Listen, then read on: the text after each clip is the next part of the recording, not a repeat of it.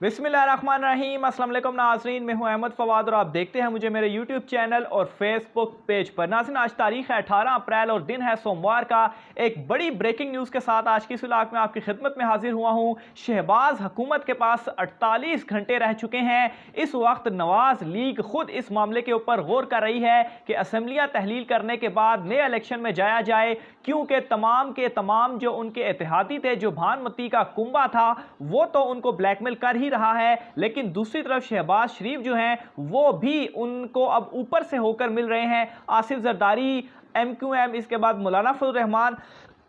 माफ कीजिएगा, और अख्तर मेंगल साहब, इनकी जानिब से बाइकआउट किया जा चुका है। डेडलॉक बरकरार है। इस हवाले से कुछ एक्सक्लूसिव डिटेल्स हैं नाजरीन, अंदरूनी कहानी है, वो मैं आपके साथ शेयर करने जा रहा हूं। जबकि दूसरी तरफ नाजरीन, वज़ीर आज़म इमरान खान साहब की जानिब से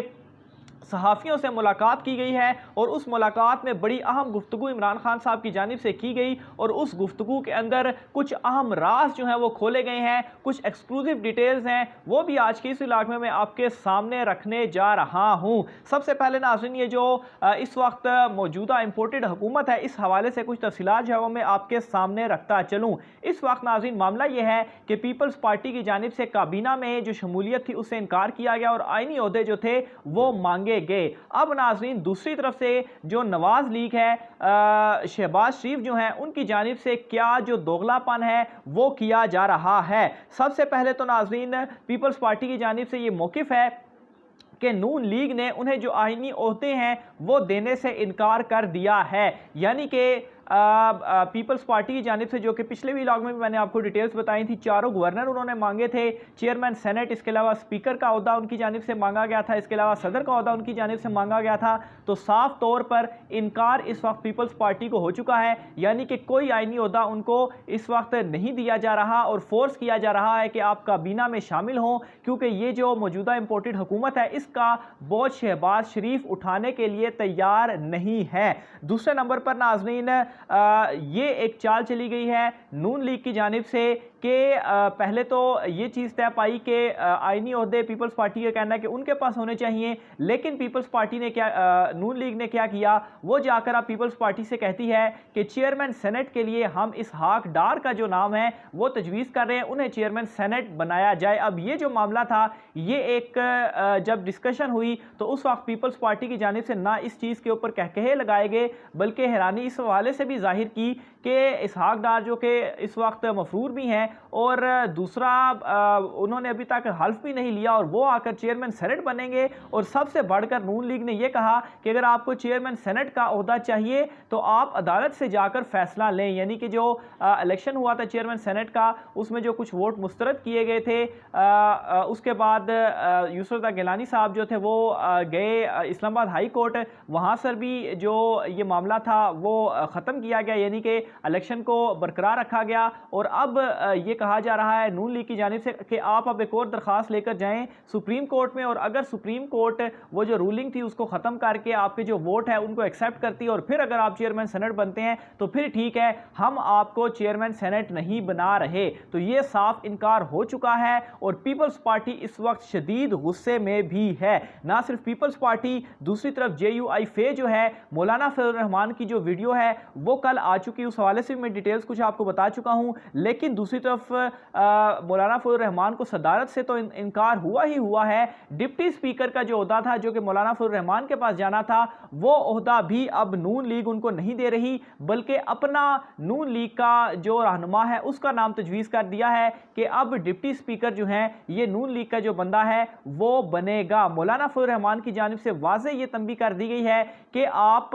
ये जो मौजूदा हुकूमत है जल्दी से इलेक्शन इस्लाहात करने के बाद क्या करे, इलेक्शन में जाए, क्योंकि हम इस इक़्तिदार में जो आए थे इसको हम गैर ज़रूरी लंबा नहीं करना चाहते, इस्लाहात के बाद इलेक्शन में जाया जाए। मौलाना फजल रहमान ने वाज़े तौर पर यह कह दिया है। यूं जो मैंने आपको प्रिडिक्शन की थी कि यही वो सारे लोग होंगे जो आपस में लड़ेंगे, एक दूसरे को गिरबान फाड़ेंगे, एक दूसरे को चपेड़े भी लगाएंगे, तो इस वक्त वही सिलसिला इनके दरमियान चल रहा है। आगे चलकर नाज़रीन अख्तर मेंगल साहब की जानिब में अब बढ़ता हूं। अख्तर मेंगल और MQM, ये वो दो जमातें थी जिन्होंने इमरान खान साहब को धोखा देकर तो इस साइड पर आए थे, और अगर ये दोनों ना आते तो इस वक्त जो हुकूमत थी इमरान खान साहब की वो बरकरार रहती। इन दोनों के साथ भी धोखा, ये दोनों भी जो है वो अब अलहदा हो चुके हैं। एमक्यूएम के हवाले से तफसीलात मैं आपको बता चुका हूं कि उन्होंने तो वाज़ेह ऐलान कर दिया है काबीना में शामिल नहीं होंगे। अख्तर मेंगल जो हैं उन्होंने आज बाइकाट किया है इजलास का, और सेम वही एक लाइन पकड़ी है कि जो सिक्योरिटी फोर्सेस हैं वो वहां बलूचिस्तान में उन्होंने कुछ रेड लाइन जो हैं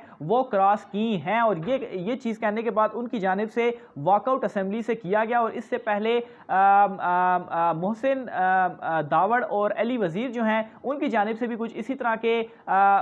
जो चीज़ें थी, जो तकरीर थी वो पार्लियामेंट में असेंबली में करने जो है वो की गई। तो यूं नाजरीन ये जो सारे लोग हैं ये भी आहिस्ता आहिस्ता उनसे साइड पर हो रहे हैं। बाइकाट और शदीद इस वक्त डेडलॉक और लड़ाइयाँ जो हैं वो आपस में इनकी चल रही हैं, और इस वक्त इनके अपने पास कोई ऑप्शन नहीं रहा सवाए इसके कि असेंबली तहलील करें, क्योंकि आज तकरीबन एक हफ्ता हो चुका है शहबाज शरीफ की जो इंपोर्टेड हुकूमत है उनकी कोई काबीना तश्कील नहीं हुई, और वो सिर्फ क्या कर रहे हैं,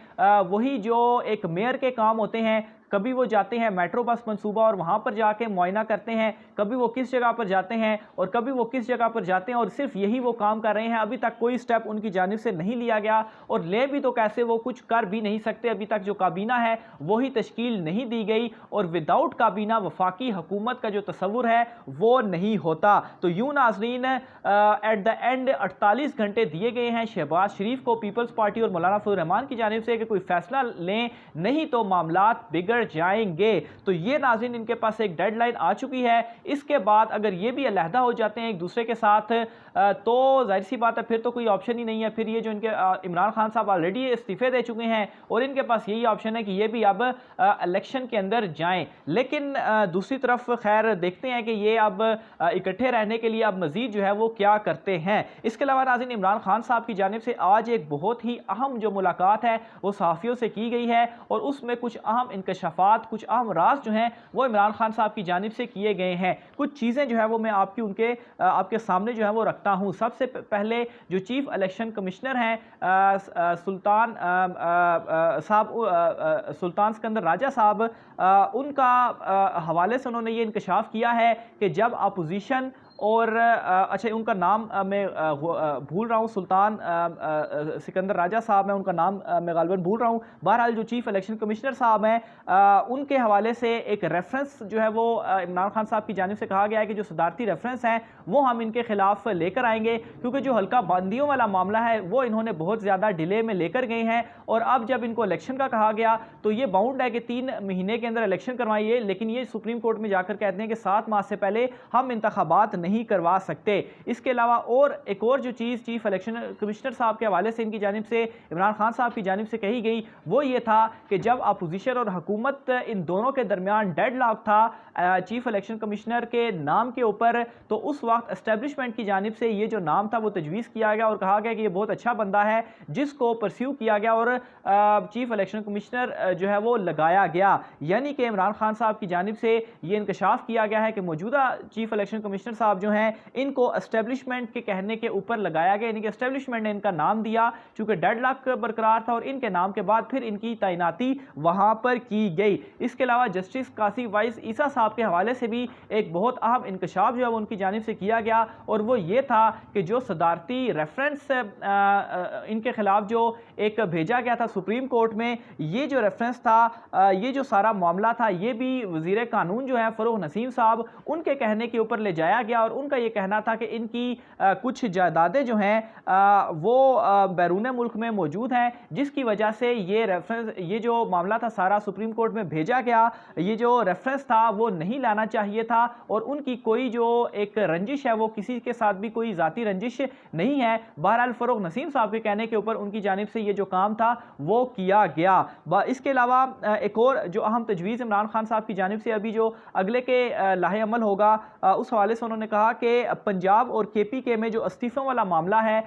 उसके ऊपर भी जो हिकमत अमली है वो मुरतब की जा रही है। जो कुछ पंजाब में हुआ और फिर उसके बाद KP में तो खैर इनकी अपनी हुकूमत है, लेकिन चूंकि नए इलेक्शन ये करवाना चाहते हैं तो इस वक्त ये तजवीज़